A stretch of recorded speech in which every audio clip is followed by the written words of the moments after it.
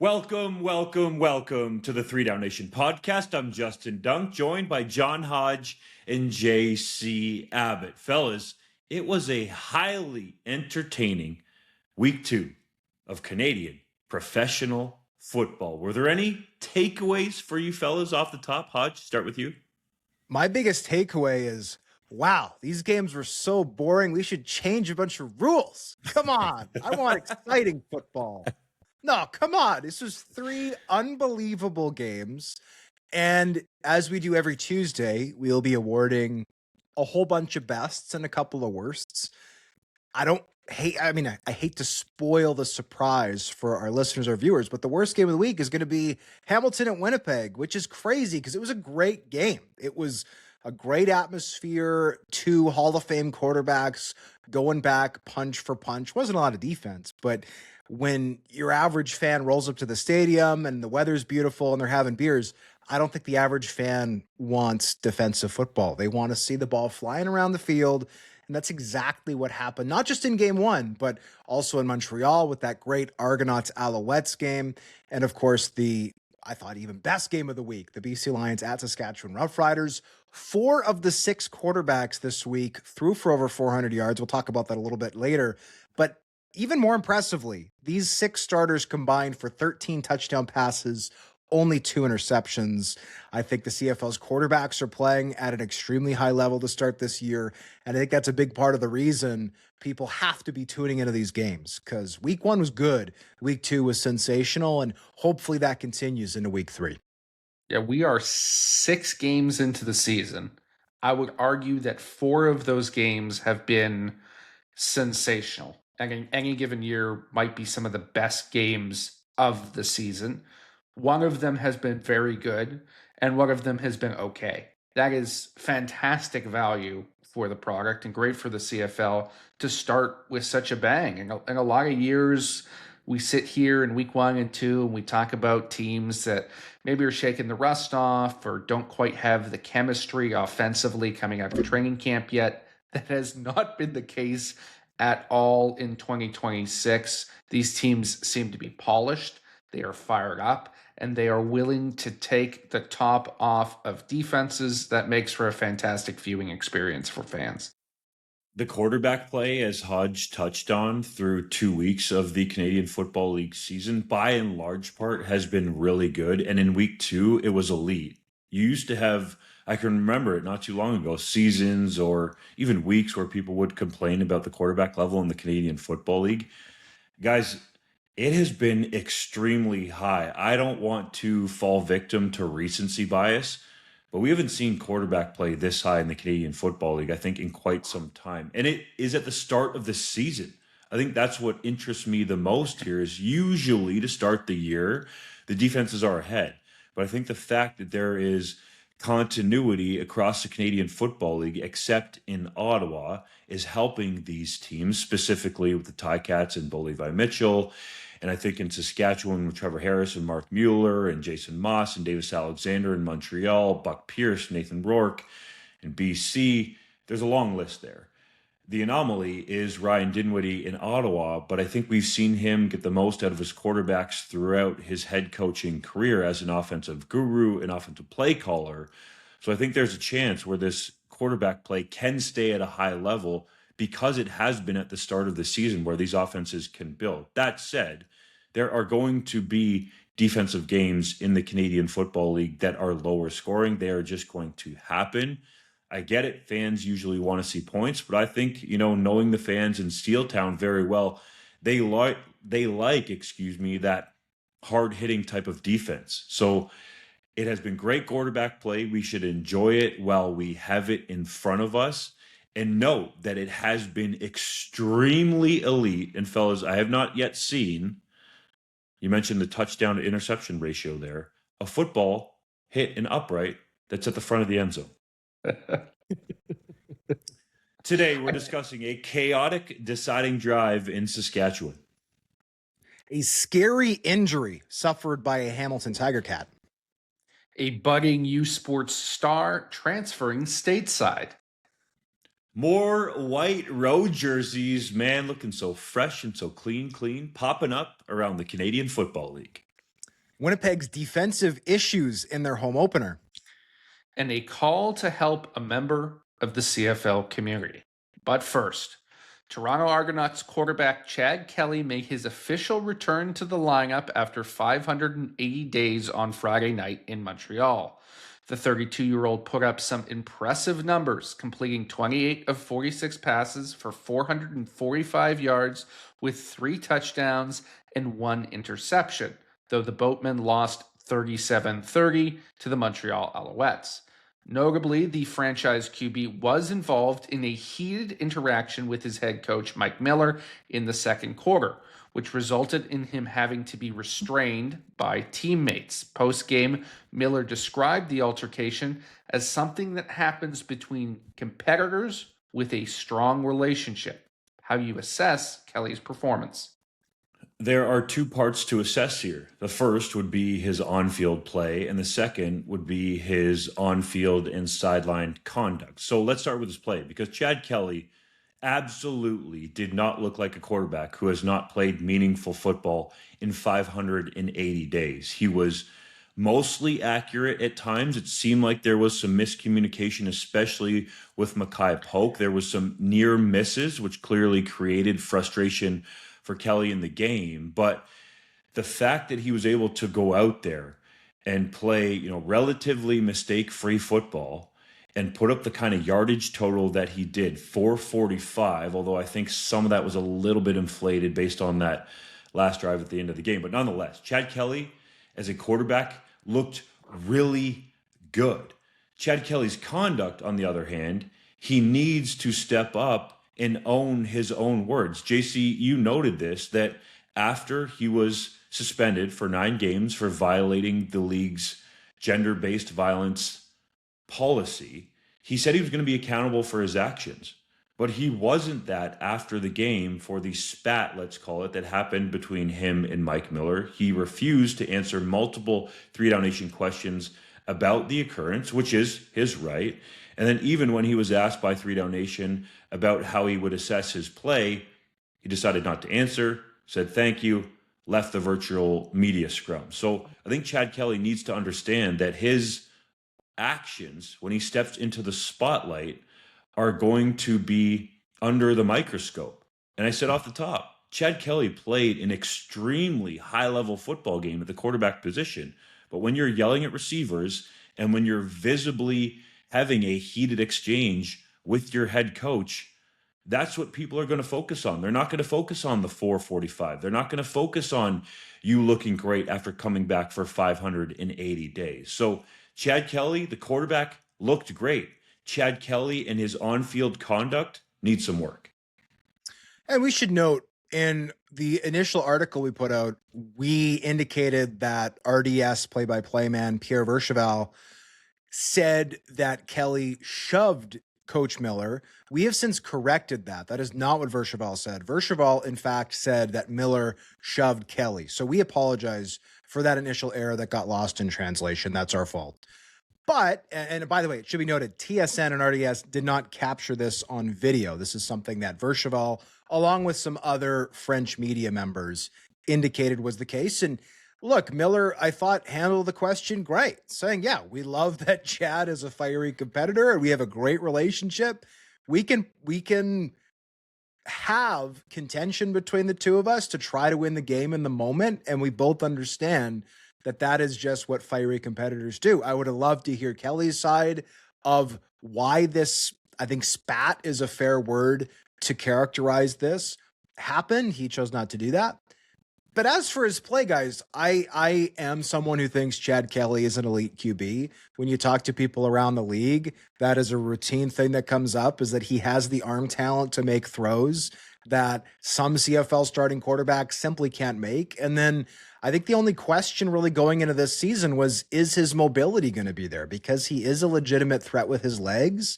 And the answer to me is yes. And that, I think, opened up a lot for the Argonauts. I still have questions about them at tackle, but I thought the interior of that offensive line looked great. Obviously, Samuel Hicks, I thought, looked really good in his debut. 9 carries for 53 yards. I would have liked to see more of him, actually, and take a little bit of pressure off of that passing game, especially because though the Alouettes did eventually have a 2-touchdown lead late in the game, the Argonauts controlled the clock for a lot of this one.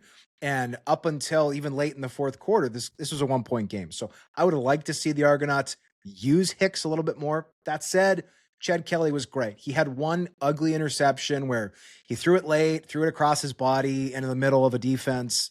Not a wise thing to do. But outside of that, I thought he was brilliant. He hit a great deep shot to Kevin Mattel, who I wrote just a couple weeks ago, I think could be a 1,200-yard guy this season. 1 week into that prediction, I'm feeling good about it. Tyler Common came out of absolutely nowhere for a 100-yard game.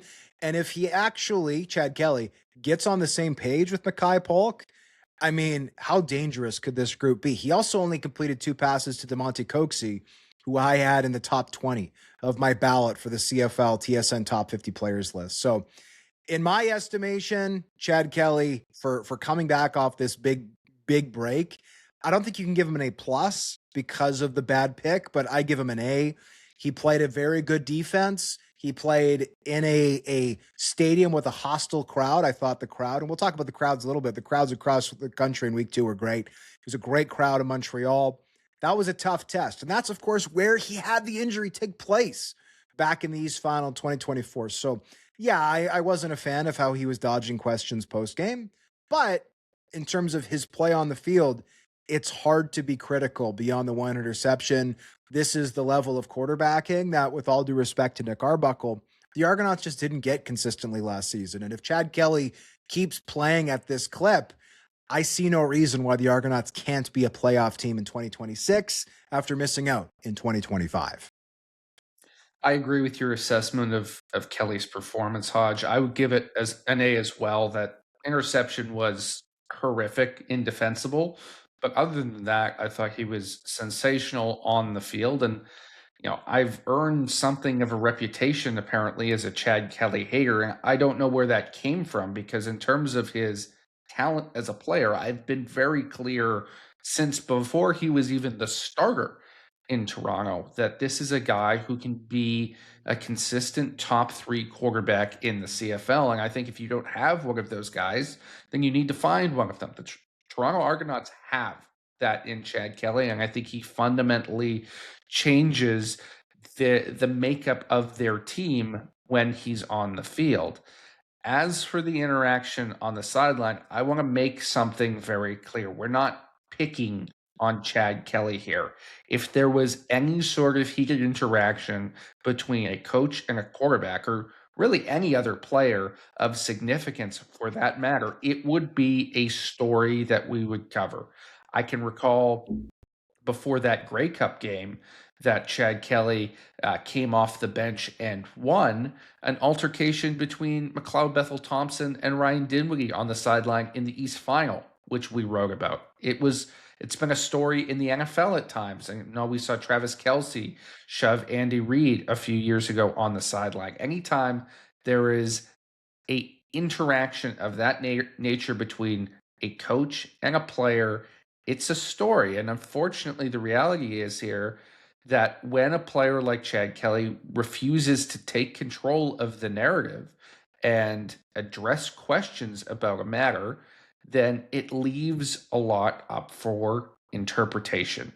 And I think Kelly needs to realize that no matter how much he feels he's been wronged or hard done by in the past based on the reporting of his suspension, that the most important thing for him in the future is to take accountability, to be a public face that shows that he is growing, and control your own narrative. When you don't answer questions, you're unable to do that. And I do want to say that no athlete has to answer our questions. We are not entitled to that.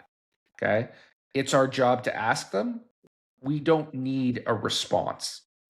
But we are asking on behalf of the fans.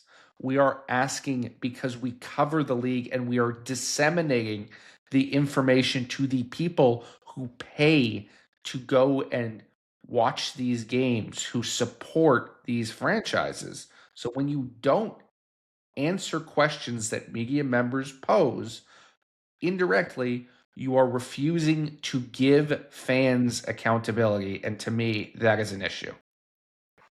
You mentioned similar instances, and I think of the defending Grey Cup champion Saskatchewan Roughriders. Corey Mace pulled Trevor Harris out of the game. I believe it was against the Hamilton Tiger Cats after the score was beyond doubt, and Harris didn't want to come out of the football game. That was definitely a story, and both of those men, Harris and Mace, were asked about it not only when it happened, but throughout the rest of the season, especially after the Riders had clinched first place in the West Division, because Trevor Harris has stated multiple times that even in the preseason, he expects to play the entire game, or sorry, I should say, wants to play the entire game. So this line of questioning is not purely just about Chad Kelly with his checkered past. It has happened, as you guys have said, in multiple football leagues, the CFL and the NFL, and it has happened a bunch of times in the Canadian Football League with follow-up questions that are rightly asked. That is something that is out of the norm. If you have your head coach and your franchise quarterback on any team heated on the sidelines, your fans, JC, to your point, are going to want to know what was at the root of that and how is the relationship after that. I, for one, don't think it's a good look for Chad Kelly or Mike Miller in Miller's first game as a head coach for this to be taking place. I get competition. I get having a strong relationship. But to me, I just don't think that's a good look. So that's just me. Let's talk about the other quarterback in that football game, because Davis Alexander was absolutely sensational for the Montreal Alouettes. And it brought up an interesting conversation in the 3DownNation WhatsApp group chat surrounding quarterback wins. Davis Alexander, it's like the song. All I do is win, win, win, no matter what, except for the Grey Cup. Everybody's going to remember that one. But this guy is a winner, and his numbers jump off the stat sheet as well. 30 of 42 for 441 yards and 2 touchdowns in a winning effort for the Montreal Alouettes. I, for one, believe the quarterback win stat is a fair stat to put on the quarterbacks because you touch the football on almost every single play unless the short yardage quarterback is coming into the game or AJ Ouellette is taking a short yardage snap. And I understand JC's going to push back on that, and it's a wonderful discussion. But Davis Alexander has shown that he is an elite winning quarterback in the Canadian Football League since he has become a starter. He has lost one football game. And if my math is right, he's won, is it the 15 other ones he started? Because he's 13-0 now in the regular season? I believe it's 15, yeah.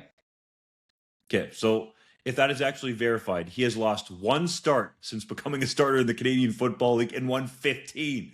That is an unbelievable win-loss record, and I think he has a lot to do with it. I think that QB wins are a stat, and I think the pushback against that is like, well, that can be very misleading. It doesn't take into account the rest of the offense and the defense, the coaching staff, the special teams. And my answer to that is, okay, every stat can be misleading. Like a quarterback can throw 50 perfect passes in a game after reading 50 plays perfectly and throw 50 interceptions. Like that's possible, right? That the ball slips through the receiver's hands and ends up in the defensive back's hands behind them, right? That's possible. And we all understand that, okay, he threw 50 interceptions, but that's not a true reflection of how he played, right?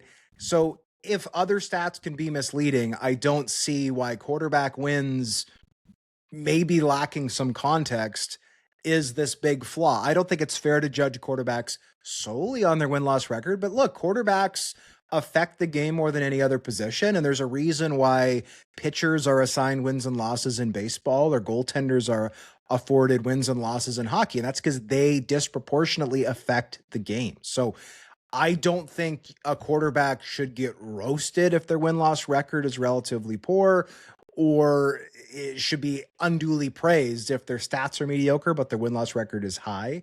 But I do think it should have some effect, right? If you routinely have great stats and your win-loss record is poor, that probably is a decent statistical indication that too many stats are either happening in garbage time or that you're playing well throughout the game, and when the money is actually on the line and it's your opportunity to put together a game-winning drive, you choke, right? And the same is true in reverse. If the stats aren't great, but the win-loss record is, that's probably an indication that when the game is on the line, this quarterback is playing at a higher level than they did throughout the rest of the game, or that their statistics are not just getting padded in garbage time, that their successes are happening meaningfully during the game. So I don't think that win-loss record, again, should be considered a end-all be-all stat. I don't think that it should be the number one way to judge quarterbacks, but I think it's silly to write it off as a metric that means literally anything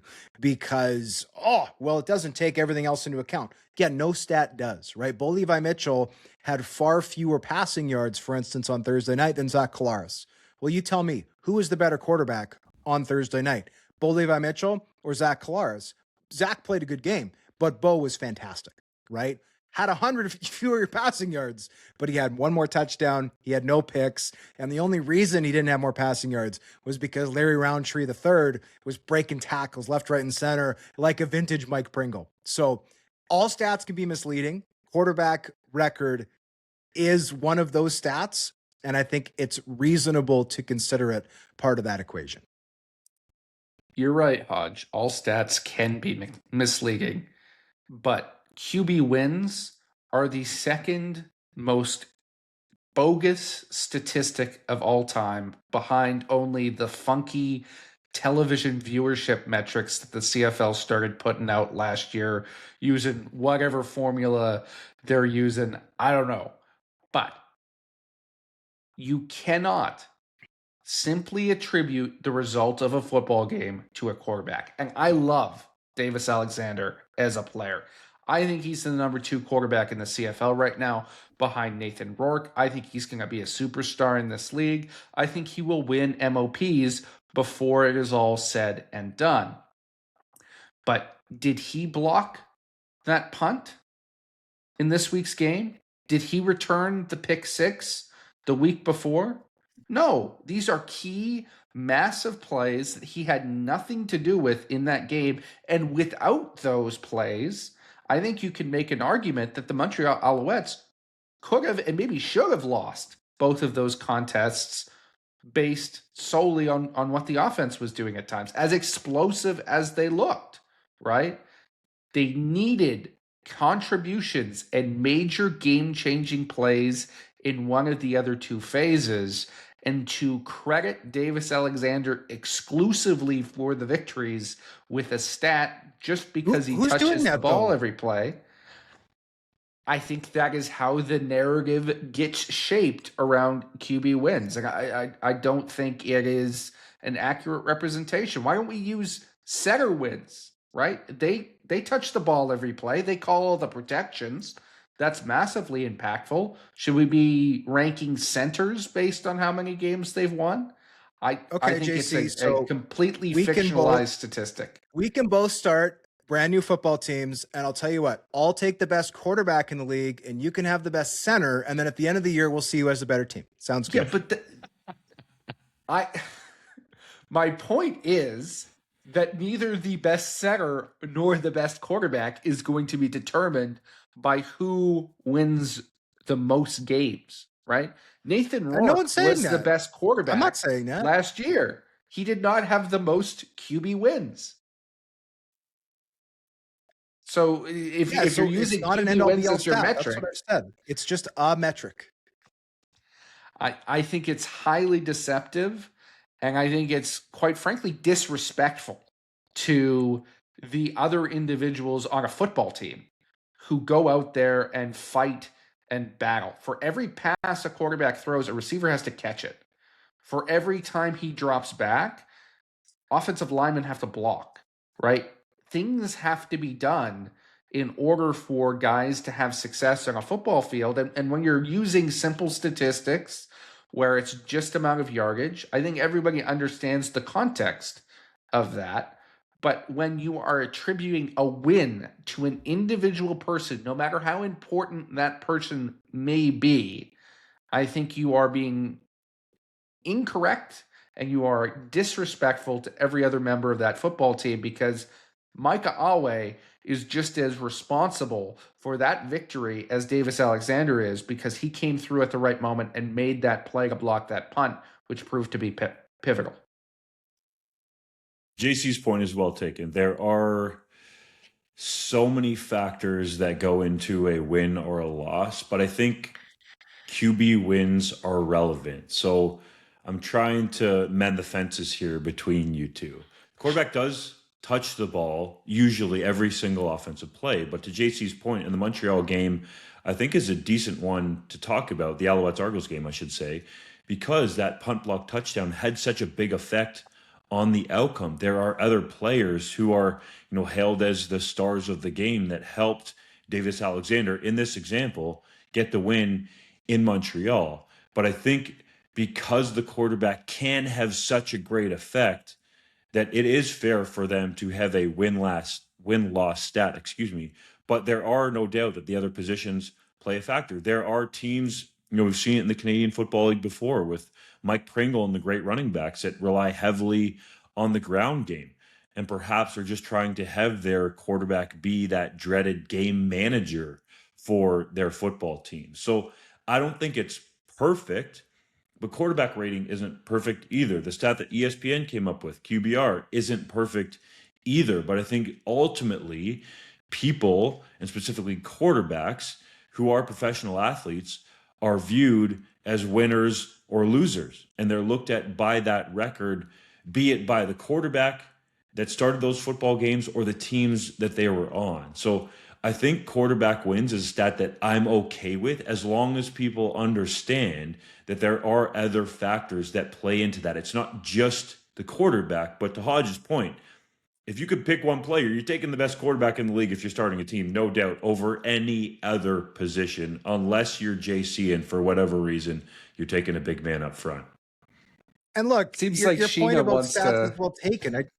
I just think all stats have their time and play. Like, a quarterback who hangs onto the ball for 10 seconds every play is going to get sacked 20 times a game. And that looks on paper terrible for the offensive line when in fact they've done nothing wrong. So again, stats are just different ways to measure the game. None are perfect. And I think quarterback wins is a decent way to do it. And for that matter, I'm okay if we want to start recording wins for other positions. But the only positions where we do it are head coach and quarterback. And I'm sorry, any team, if they can have their pick of the two best people in the league, they're saying, give me the best head coach, give me the best quarterback. Why? Because those are the most important people in your organization, period. Not saying that that means nobody else matters. Woe is them, the disrespect. No, everybody matters, but they're the two most important. And that's just a fact. I concede only because I think your dog Sheena is about to attack me through the screen because she disagrees with me so much. We're having some thunder here in Winnipeg, and she does not handle it well, so she's doing her best here. She's the most attractive member of the podcast right now, so. Yeah, that's probably true. She's certainly in the best shape. Let's not move on from this game, though, fellas. Wait, hold up. I think I could beat Sheena in a race. Oh, dude, she's so fast. Is Doug getting jealous of a dog right now? No, not at all. Sheena's actually a really nice dog. She's one of the few dogs that I'm not afraid of. I'm not a dog person. I know that's going to stir up some controversy. I'm just not a dog person. I feel like I'm going to get bit every time I'm around them, but Sheena, that's not the case. She slobbers on my pants. I don't necessarily love it, but I know, Hodge's giving her a big old scratch. I know, you're scared. For the audio listeners. Oh, jeez. Okay, let's not move on from this segment. Sort of.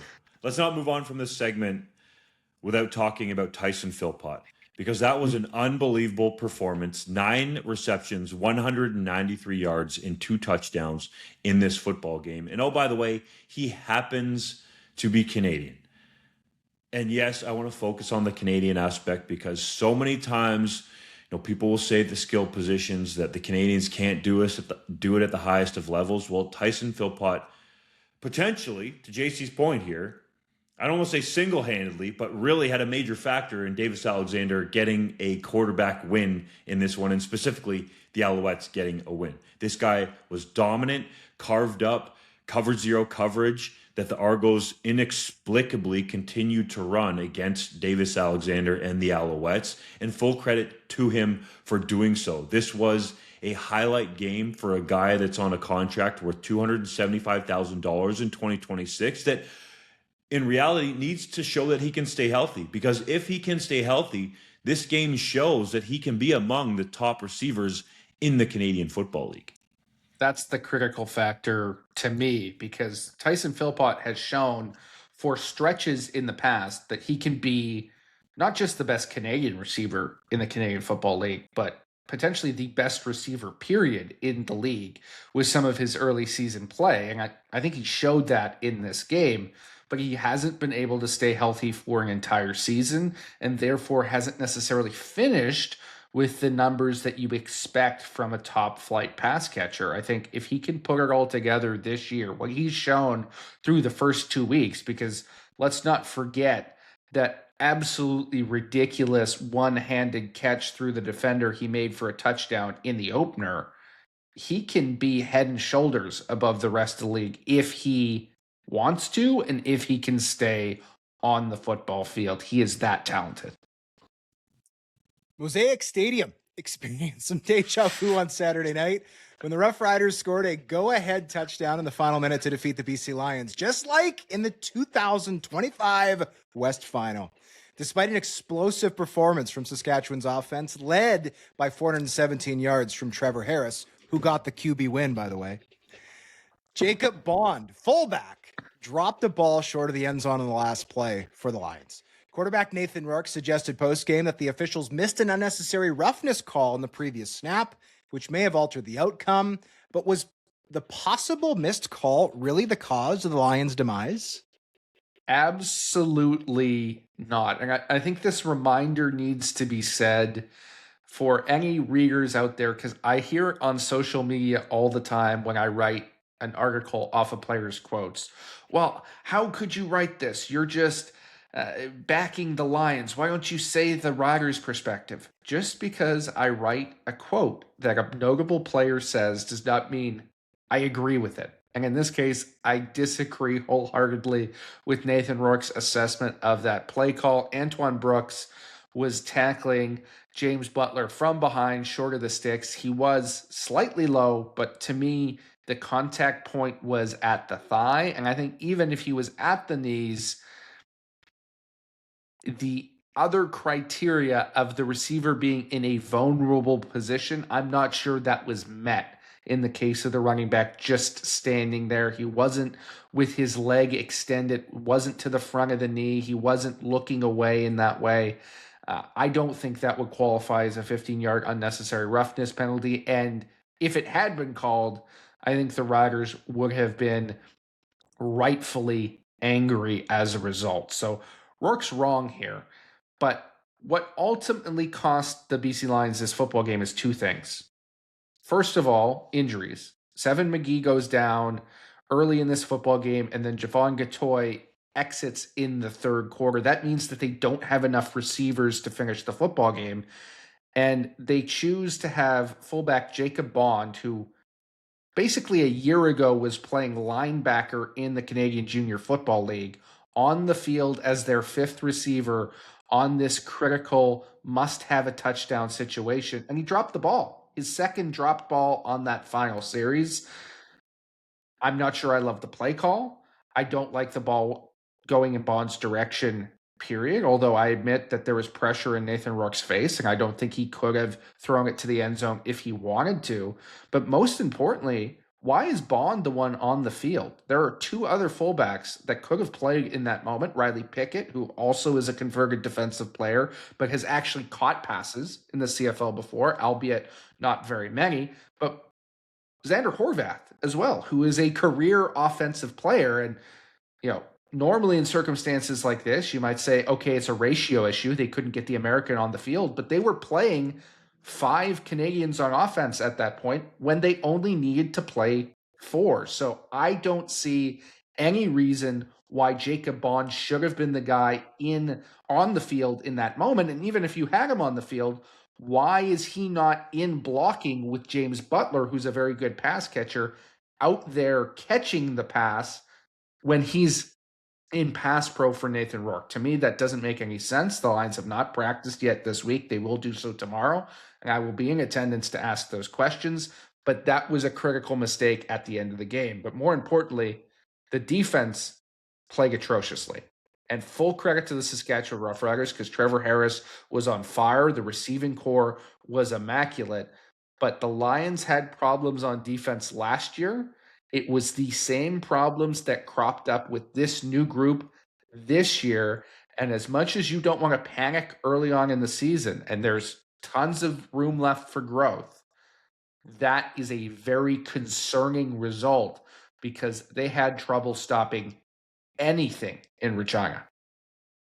Tomorrow, JC means Tuesday. Tuesday, he's going to BC Lions practice, just so nobody's confused. Let's look at this game from the Saskatchewan Roughriders perspective, because that was an absolutely unbelievable start. There was, as Joe Gasson put it, and this seems to be an issue for the Riders, that classic lull where they seem to let the team back into the football game. But outside that lull, I felt like it was a rather dominant performance, and the scoreline perhaps flattered the BC Lions. You think that's fair, JC? I do. I think the offensive performance from the Riders, from a complete perspective, was one of the best that I've seen in covering the CFL. I thought Trevor Harris was sensational, and the Lions did not deserve to be in this football game based on the play of their defense. Now, Nathan Rourke made some plays with his legs, was able to will himself to a touchdown, and that's why they're in position at the end of the game. But quite frankly, the Riders were head and shoulders above as the better team. Trevor Harris showed that for the most part outside the lull that he was in mid-season, or dare I say Grey Cup form. 30 of 36, 417 yards, 3 touchdowns, and no interceptions. It should be noted that TJ Lee probably should have had at least 1 interception, depending on how you view it.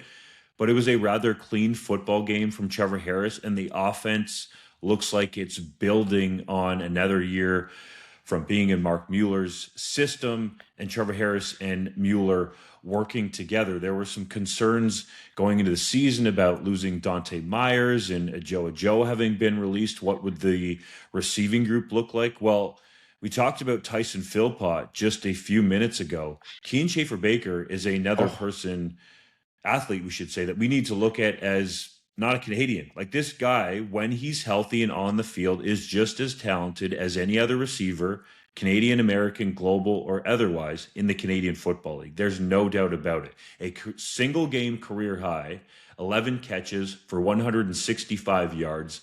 The yardage total was not a career high. He had 170 yards, JC. You probably remember that game because it happened in BC. I believe it was in 2024. But Kean Schaefer-Baker was absolutely dynamic, made a couple key catches, and arguably none bigger than on that final drive, 2nd and 10, showing off his catch radius for a 9-yard grab to be able to have the Riders have the chance to bring Tommy Stevens onto the field on 3rd and 1 and continue that drive. He's so good in those short yardage situations. But Kean Schaefer-Baker was absolutely dynamite for the Riders in the first game, along with Trevor Harris. And then you have Samuel Emelis coming out here with 6 catches for 91 yards, but with 3 touchdowns. He killed the BC Lions down the seams, JC, especially on a couple of occasions. And Keyshawn Johnson did his thing with 9 catches for 131 yards. So the Riders' offense looked really good. The defense, there were some question marks coming in about the defensive end positions. Not a lot of hype about James Vaughters, but I thought he played a very solid football game, had a sack for Saskatchewan. And Desmond Evans, who Corey Mace, Josh Bell, and the Riders' coaching staff is really high on, I thought looked good at times, but also got caught grasping at air when he got the Nathan Rourke show on a cutback run. And he's going to learn the nuances of the CFL game as he goes here. But I thought overall, for a first start in the Canadian Football League as a youngster, he's just 23 years old. he looked pretty good. A guy with some upside. The linebacking core was absolutely dynamite. Antoine Brooks Jr., 13 tackles. Are you kidding me? In that new number 5 wearing 2 mouth guards. Apparently that makes you faster now, at least among the kids' thought process. He was sharp. The secondary has been much talked about in Saskatchewan under Mace, and now it will be the same under Bell for giving up some yardage. And that they certainly did to the BC Lions as Rourke threw for 330 yards. But there were no coverage busts, which has been an issue at times for Saskatchewan in the past under Mace. And there were no big-time chunk yardage plays over the top. Everything that BC got was earned, including the 40-yarder to Justin McInnes. It was a great throw, but it wasn't over the top where he could have taken it for 6. So it looks like the defensive mentality under Bell is very similar to Mace. By and large part, and Mace said this post-game, they rushed with 4 guys. They're going to dial up some pressure looks here and there, which they did do late in the game when Jameer Thurman and Josh Woods came on a pressure look. But they're going to keep the football in front of them, allow their front 4 to wreak havoc with the games and twists that they run up front, which the defensive line was really good at, considering there are 2 new defensive ends there, at least to the system, not necessarily the CFL with Vaughters. But I thought all around, it's a pretty good performance from a Riders team that had to wait an extra week to play, like the BC Lions. And for the team, I should say, having some question marks. Yeah, I mean, you have to love how this Saskatchewan Roughriders offense looked. I thought they were hitting the ground, not just running, they were hitting the ground sprinting. Unbelievable. Last year, we talked about this a few weeks ago on the show. This team never really had a full complement of receivers available. Keyshawn Johnson and Samuel Emilus and Kean Schaefer-Baker. Well, they had that in week 1, and the proof was in the pudding. They were unbelievable. And for full transparency, so I had, after the Friday night game of this past week, I had Chad Kelly on my fantasy bench. I had Larry Roundtree III on my fantasy bench. And I had Tommy Neild on my fantasy bench. Hodge, nobody cares about your fantasy team. Hold you heard that line Nobody before? cares. I'm being nice to the Riders, okay? So cool your jets. So we get into the Saturday game, and I'm like killing myself for having some of these guys on my bench. Well, my starting quarterback was Trevor Harris, and one of my starting receivers was Samuel Emilus. So I'm watching the game like, green is the color, football. Like, I'm just like, yeah, these guys are saving my fantasy team. And it's a 3-down fantasy league, so it's relevant to talk about. But fair enough, I'll get off on my fantasy team. What I think we need to talk about at least a little bit is how unbelievable the Canadian receiving talent is in this league. Like, we talked about Tyson Philpott, we talked about Samuel Emilus, we talked about Kean Schaefer-Baker. I think just to put this into perspective, like arguably the greatest era of the CFL receiver was like the 90s. Paul Mazzotti, Jeff Fairholm, Ken Avrere, Dave Sapungis, right? Like, these were amazing names that were ultra productive, had 1,000-yard seasons, and won all-star selections and Grey Cup Most Valuable Canadian awards. Well, right now, I would put, if you were including the guys we've talked about, you add in Kevin Mattel, you add in Keandre Smith, you add in Nick Dembski, you add in Justin McInnes, who was great in this game. Like, I would put the Canadian receiving talent that's currently in the CFL up against any era in history, period. I think it is as good or honestly better. I can't remember a time where we had this level of talent, as my dog destroys my office, across these 9 teams. And let's remember, like, some of the guys who didn't even play this week, like, we had 3 teams on bye, and like, I thought Keelan White looked spectacular week 1, building on a good rookie season in 2025. So Jalen Philpott in Calgary. Exactly, who I think Keon could have his Julian first Great in 1,000-yard season this year after coming close last year. So that to me is a storyline. And look, I think the ultimate thing this shows, and I know it's only week 2, but if the BC Lions are going to get to that Grey Cup in Calgary, they got to host the West Final, because evidently going to Mosaic Stadium, they can get really, really close. No cigar. And it's just going to be harder come the playoffs this year when it's cold on the prairies. So you got to get that game at home if you're going to go to the Grey Cup. I entirely disagree with that take, Hodge, because if it's snowing when Saskatchewan hosts the West Final, then the Lions can simply wear their away uniforms and no one will be able to see them whatsoever. They'll just be invisible. You'll be playing ghosts. I mean, I couldn't Those see things them to were begin with. impossible to read, by the way. Impossible. Anytime players were in the sunbeam on the far side of the field, they became invisible. They were like a silhouette, almost like an angel, except angels do nice things to you instead of making your job harder. Not good. You sound like a couple of old men yelling at the clouds. Those jerseys look really good. Perhaps there's too much silver. I think there could be more orange for them to pop, but man, the helmets are slick and I love the white look. And I think the younger generation, which the CFL is trying to draw in, will love the Lions white jerseys, the Redblacks white jerseys, and the Riders white jerseys or uniforms that they have teased. All those looks look. I'm just so saying, good. we complain when CFL officials, statisticians make errors, right? And then we simultaneously make their jobs way harder by putting jerseys on the field that can't be read. So if we are expecting good quality work, we have to set those people up for success, and that matters. So just keep everything the exact same. Just make the numbers orange. It would look great, and it would fix the problem. Just make them orange. It would make Simple the fix. jerseys look better, in my opinion, and it would also make them legible. Like, it's as much as we want to poo-poo that and say it's all about aesthetic and selling the jerseys, and I agree with you, Dunk.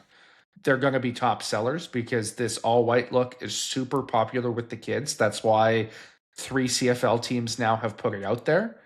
Well, you've got to be able to have fans seeing who the players are on the field in order to be able to identify them and be able to identify with them, right? If they can't tell who's making the plays, anonymity does not work in professional sports. You need to highlight these players, not render them into obscurity with your numbering.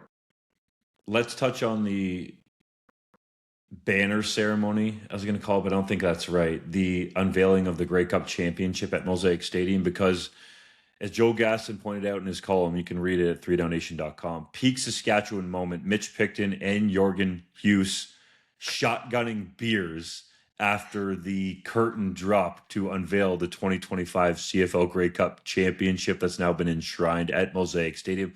That was awesome, and the Riders carried that energy into the football game. I thought it was super cool that they had Dante Myers come back after signing in the NFL to be a part of that ceremony. I thought that was a nice touch, but the real peak Saskatchewan moment to me was when they opened the tailgate at Mosaic Stadium, because Ganger the Gopher was out there with his own jumbo-sized Grey Cup ring, and Craig Reynolds, president of the Saskatchewan Roughriders, is trying to shove hot dogs in his open mouth. And we got a picture of that I will not share, but I will treasure it forever because it is truly spectacular. We might share it. Shout out to Tanner Piper, Piper Sports Photography for snapping the photo. And I'll just throw this in quickly. Sometimes a change is made or something new is introduced that just makes you go, how the hell have we not been doing this for 20 years? And that perfect example, Rough Riders tailgate. That looked like so much fun. I can't wait to visit it at some point. Go enjoy some good food, some good times, hang out with some Rider fans. Like, the fact that this didn't happen before is a crime, but thank goodness it's happening now. And it looks like Rider fans are going to be enjoying this for years and years and hopefully generations to come. JC, is there cause for concern in BC, considering the Lions were front runners, at least by some people, to win the Grey Cup? I think there's cause for moderate concern. It's not time to panic. I think we saw with the defense last year that they struggled at times early on, and then they got things squared away by the end of the season, albeit with some struggles in the playoffs. But this was not a good look to open the year. my impression of the defense from the limited times that I saw them in training camp and at practice in Surrey leading up to this opener was that they looked further ahead than where they were last year. That was also the narrative that was coming out of coaches and players. There was a lot of optimism about what Casey Sales and Darnell Sankey were going to be able to bring to the front seven. It's disappointing that we didn't get to see that on the field, because in reality, the question mark that everyone was talking about all offseason was the defensive backs. And it was the defensive backs who struggled. Now, they didn't get a pass rush either, right? Matthew Betts had the 1 sack, but other than that, that defensive line, which should on paper be a strength of this football team, was essentially invisible all game long. So that has to be fixed. But they just got outplayed in the secondary. Like it was busts at times, minor busts, nothing huge and egregious, but they were a step slow, a step late getting to the places that they needed to be. And when they were matched up man to man, because they had to bring extra rushers in order to try and generate any pressure, they couldn't win those matchups against Keon Schaefer-Baker and Keyshawn Johnson and Samuel Emlis. All of them ate against basically every single one of the Lions' defensive backs. Everyone was victimized at one point or another. That's concerning. And I'm not sure that there is bodies in the building right now that you can easily swap in and out and have a massive improvement. They're going to have to work with these guys initially or bring people in. I trust Mike Benavides as much as some people criticize him. I think he is a teacher and he can get these guys right as the season goes along. But the Lions are already behind the 8 ball because they have to be on the road so much at the start of the year. This is a tough West Division. You can't afford to be giving up games early on because of your defense, because it's going to put you in a bad spot.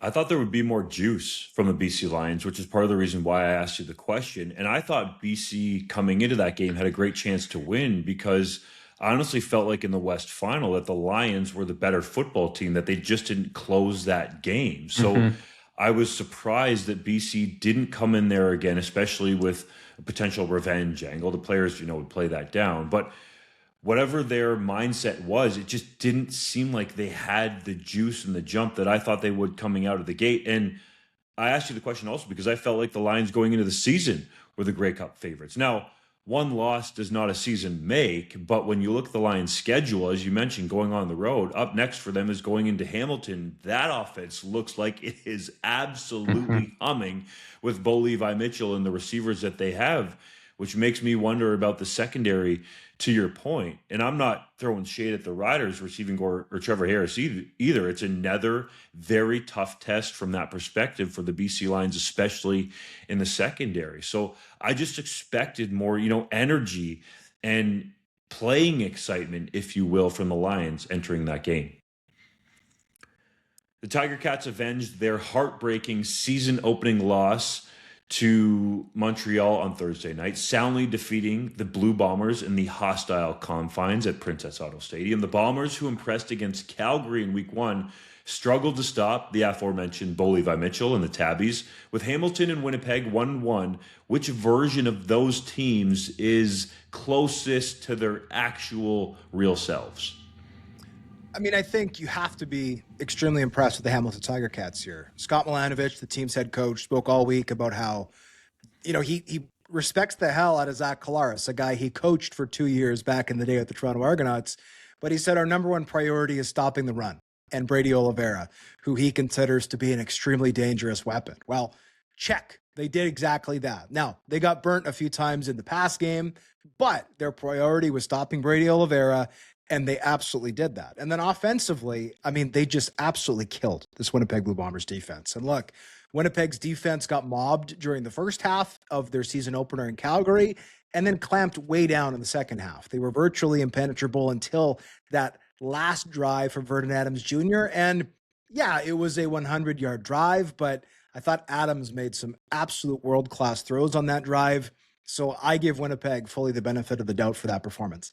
This one in Week 2, I don't think you press the panic button, but like this defense has serious work to do over their bye. I spoke to over a half dozen starters on this unit after the game. Jake Serezna and Retta Cramdy classified their performance as, quote, horrible. And Mike O'Shea, a guy who's pretty hesitant to criticize his players at the best of times, will often default to answers something like, oh, I have to watch the film before I comment on this or comment on that.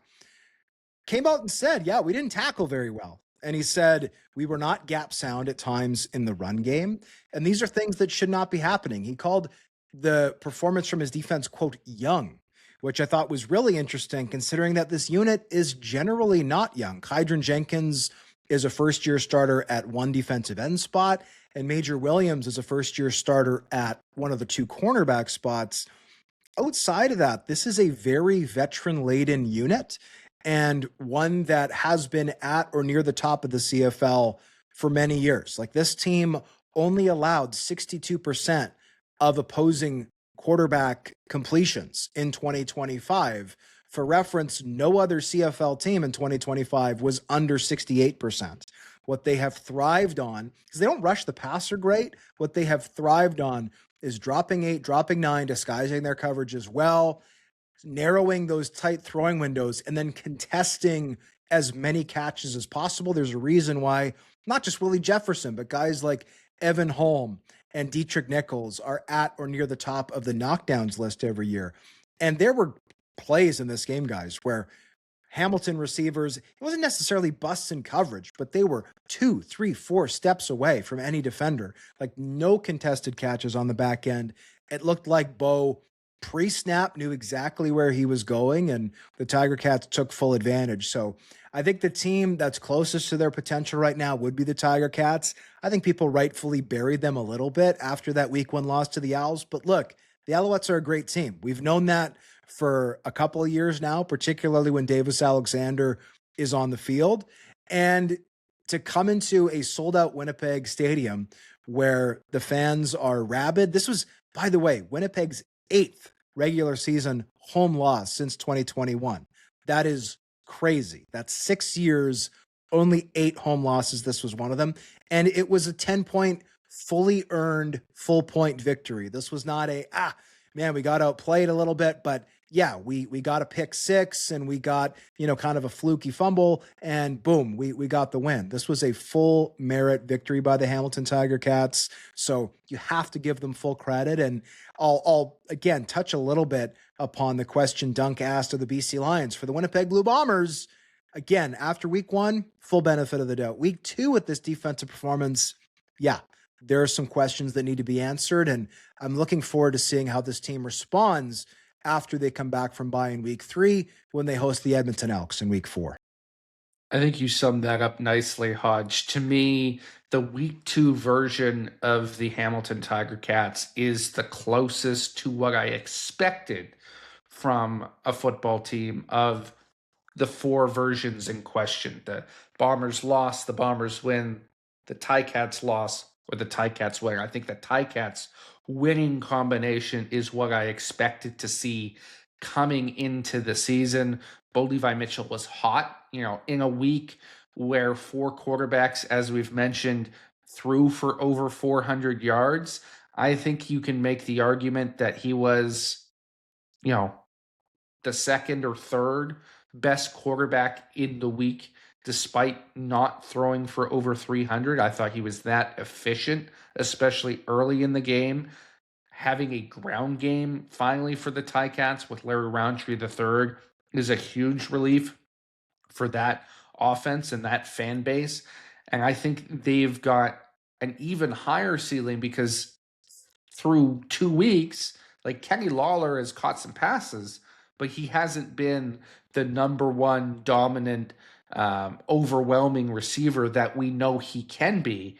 They haven't been able to quite connect on that deep shot. Once that starts clicking, this Ticats team was my pick to reach the Grey Cup for a reason. And I think that they are going to be just fine after a bit of a scare in the opener in that overtime loss. Meanwhile, the Winnipeg Blue Bombers, I think, are actually a little bit underwhelming compared to what I expected them to be with some of the new additions, with all respect to Zach Collaros, throwing for over 400 yards in that game.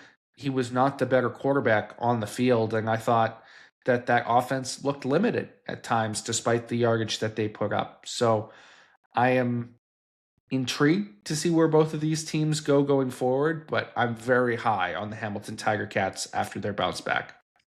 Hodge, Brady Oliveira, 8 carries in the football game. What's the chatter amongst the Blue Bombers fans, because you were at the stadium, about his lack of touches? I mean, Zach was asked about this post game, and he pointed out that Brady caught a ton of passes. And to be more specific, he caught 6 for 51 yards. And I know people are going to be sensitive about the lack of carries for Oliveira because that was a big offseason storyline. Like, oh, Tommy Condell doesn't run the ball. He doesn't run the ball. Well, look, I mean, when your defense gives up 3 touchdowns on their first 4 possessions, and by the way, it could have easily been 4 touchdowns on 5 possessions had the Tiger Cats not literally run out of time and had to kick a field goal right before the half. Like, yeah, you just can't run the ball that much, right? And that was something that Cameron Lawson talked about, albeit from a defensive perspective after the game. But he said, look, this has happened twice in a row now where we've gotten behind big, and that's bad because it fully opens up the opposition's playbook while limiting our own. And I think he meant that from a defensive perspective again, but I think it still holds for an offensive perspective, right? You have no choice when you give up 24 points in the first half but to throw the ball, right? Like it's just not an option. So I would say for me, this was not a reason for concern. I think Brady Oliveira looked solid. I think he's a great player.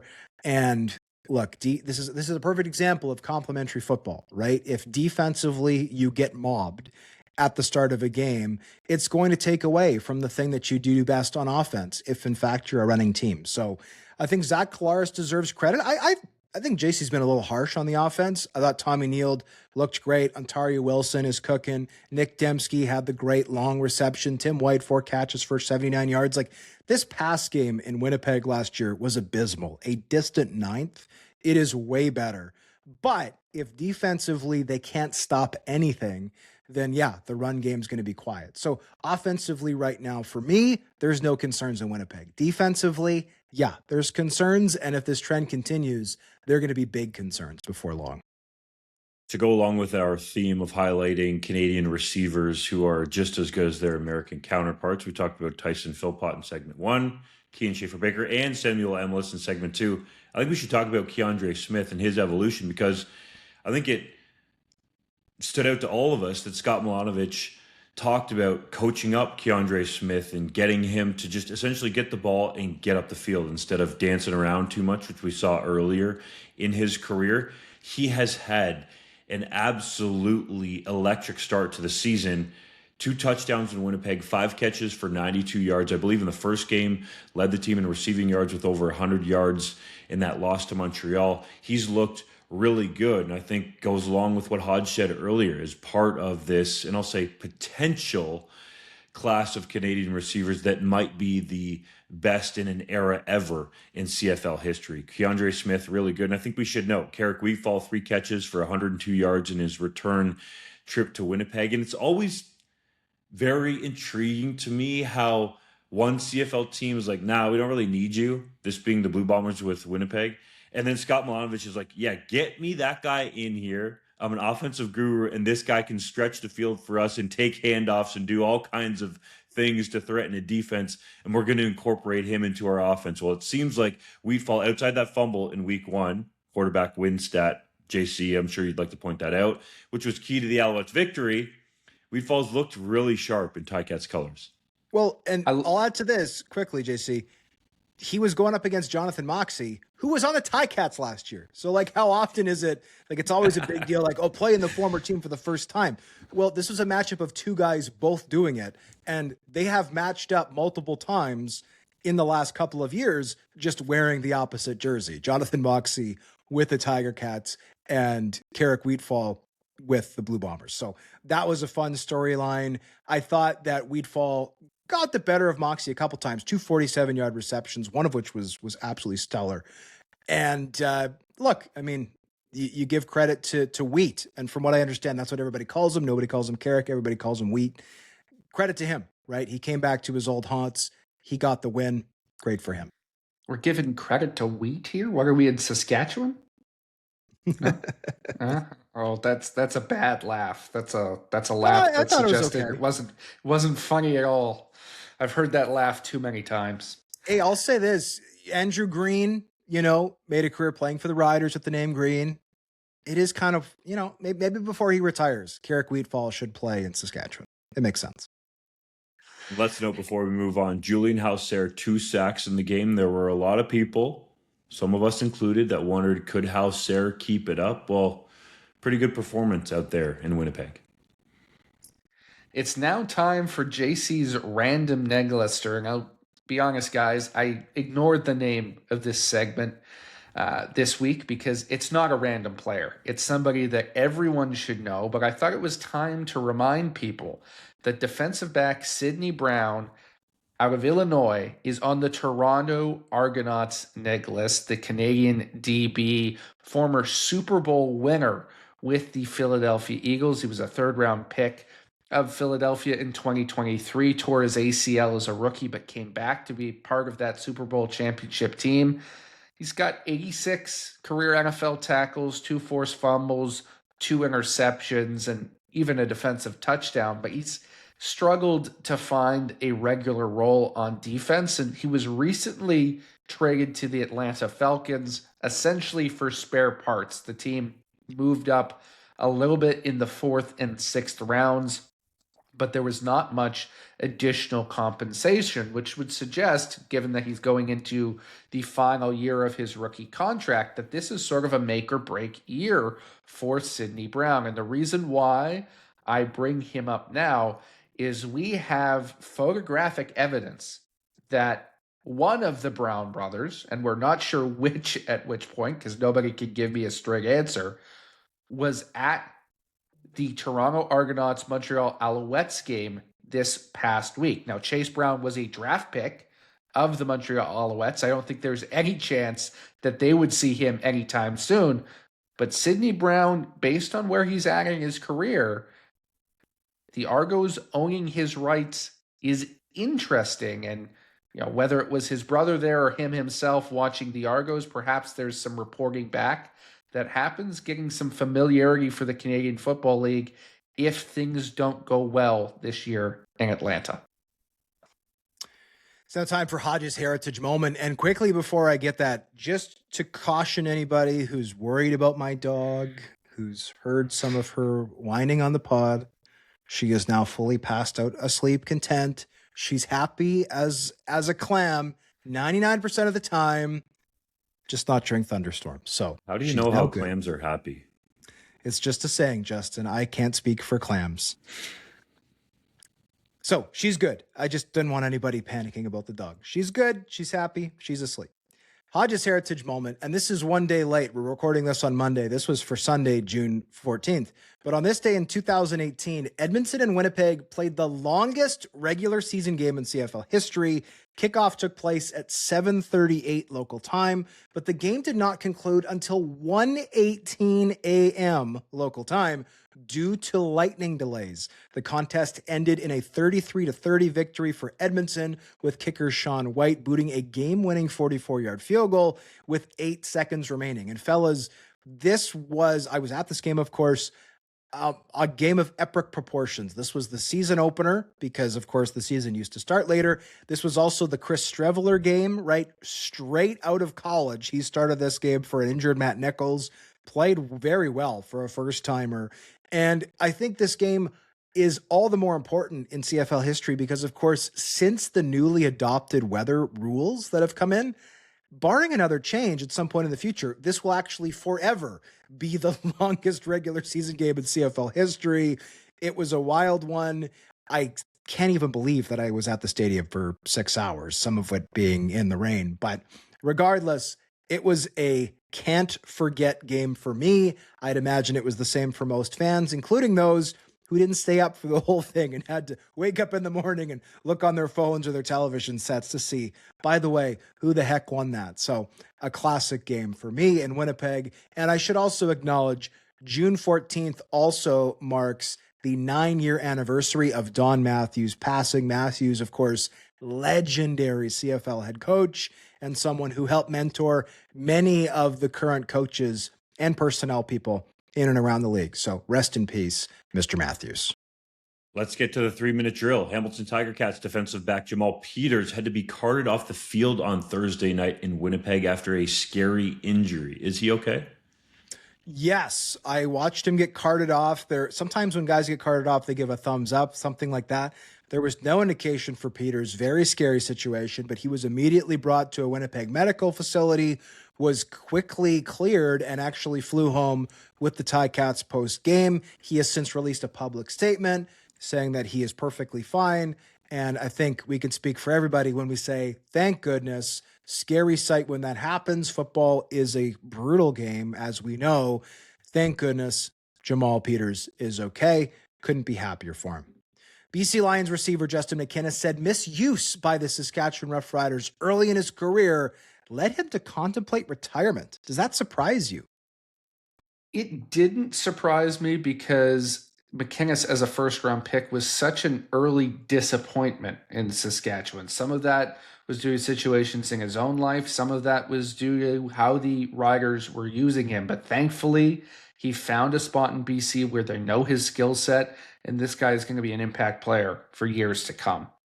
Current Hamilton Tiger Cats linebacker Wynton McManus told 3DownNation he talked to the Saskatchewan Roughriders during free agency before eventually signing in Steeltown.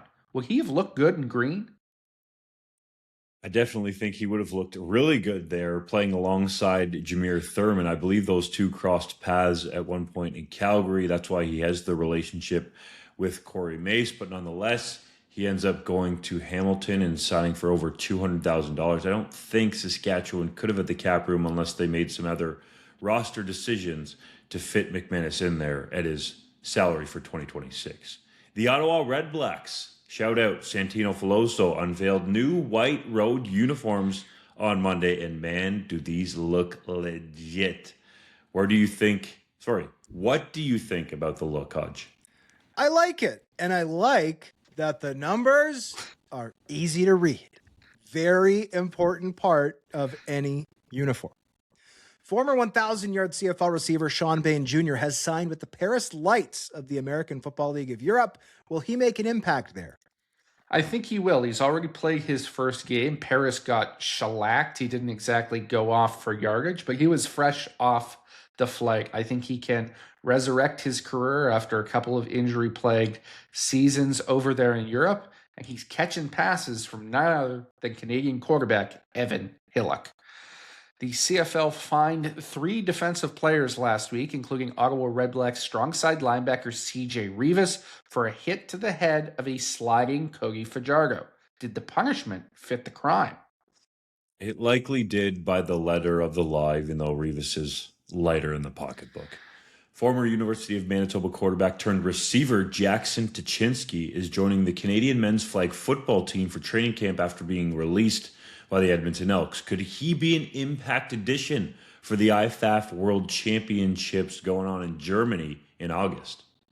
Well, he's cut by the Elks and the Blue Bombers, but yes, I think that's absolutely the case for Tuchinski. He's almost tailor-made for flag football. He's big, but he moves very well, and he's also accomplished in multiple roles, right? Flag football, you've got a second guy who can throw the ball. Who better to be that flex player than a guy like Tuchinski, given his skill set? BC Lions quarterback Nathan Rourke said he has no problem with the Saskatchewan Roughriders engraving "It's our time" on their 2025 Grey Cup rings, even though he famously shouted it in the end zone during the West Final. What's your take? Well, I think Rourke is correct here. He acknowledges that it was the Rough Riders phrase first. That's why he said it, as he felt a little bit disrespected by some of Trevor Harris's comments prior to that game. But 2 things from a Rider perspective. First of all, it's kind of weird to have it on the ring because everybody now thinks of Nathan Rourke with that phrase because he did it on camera in the middle of a game, and that's where most people consume their football content. And B, everyone who's upset about sort of the split identities of It's Our Time, this is the lamest, most common phrase used by football teams everywhere. It's not as if the Saskatchewan Roughriders invented it. Their seeming possession of It's Our Time baffles me. The Saskatchewan Roughriders have teased a Prairie Blizzard white jersey to add to their uniform options. Are you excited to see them? Based on the teaser photo, yes, but let's see what they look like in full. Former Canadian Football League head coach Corey Chamblin was named the Assistant Coach of the Year in the United Football League. Why didn't he get another shot north of the border? At least, not yet. Well, I mean, he got 2 shots as a head coach. The first one started great, then went really bad, and the second one just went really bad. So could he come back up as a positional coach, a coordinator? Absolutely. Is he going to get another shot as a head coach? Usually the max is 2, especially if one of them went badly. Wilfrid Laurier offensive lineman Delphine Neglu, his name I hope I said right, but almost certainly did not, has become the latest U Sports player to transfer to the NCAA, committing to San Diego State. Could he make an impact for the Aztecs? I think he will eventually. This is a guy who's not quite a finished product, became a full-time starter just last season for the Golden Hawks, but he's big, 6'6", 305. He's very mobile. I think once he gets some of the rough edges shaved off his game, maybe puts on a little bit of extra weight, he can be very successful in the Mountain West. The Montreal Alouettes have added current Green Bay Packers quarterback Kyle McCord to their negotiation list. Would he be a fit for the CFL? It's possible, but what I can't understand is Kyle McCord really better than Taylor Elgersma, Green Bay? Answer that question, Matt LaFleur, okay? But in all seriousness, McCord was a big-time recruit at Ohio State, but then transferred to Syracuse to end his NCAA career. He had some buzz coming out in the NFL draft, so I think he could have a chance to play in the Canadian Football League, but it's a much different game up here. After poor attendance across the league in Week 1, Week 2 saw a sold-out stadium in Winnipeg yet again, and near-capacity crowds in Montreal and Regina. Is that a positive sign? Absolutely. Look, I mean, Week 1, we talked about it last week. People referencing, well, Thursday nights are bad, or Thursday nights are bad during the school year, or the economy's bad, or people are staying away because of the rule changes, right? Like, this is all speculation. There's no way to ask all 5,000 people who stayed home in Hamilton exactly why did you stay home, please? So I think, if nothing else, Week 2 has shown, okay, evidently Thursday night games are not a problem in Winnipeg, and whether it's the economy, whether it's rule changes, the school year, whatever, these are not concerns, at least for the markets in Winnipeg, Regina, and Montreal. I mean, should be noted, these are all markets where the teams have been good for a long period of time. The Riders and Alouettes are coming off a Grey Cup appearance, the Bombers 5 before that. So again, I don't think we should overreact to bad attendance in Week 1 or good attendance in Week 2. It's a 21-week season. We should take it all into account. But at the very least, nice to see a positive turn after a negative start. Lastly, we want to acknowledge that legendary CFL head coach Wally Buono and his wife Sandy have launched a GoFundMe campaign on behalf of Canadian Football Hall of Famer and current Calgary Stampeders defensive backs coach Baron Miles. His family is seeking donations to support life-saving treatment for their daughter Ava. If you would like to make a donation in support of the family, we have the link to the GoFundMe on our website. You can also very easily find it Googling some of the keywords. So check that out. A ton of people from the CFL community have contributed donations, and hopefully Ava gets the treatment that she needs and deserves. For Justin Dunk and JC Abbott, I'm John Hodge. Don't forget to subscribe to the 3DownNation newsletter, the very best newsletter that you can possibly get. It's free. It goes to your inbox every day, all the latest news, insight, and analysis that you could possibly want, and you can cancel at any time. So, why have you not signed up yet?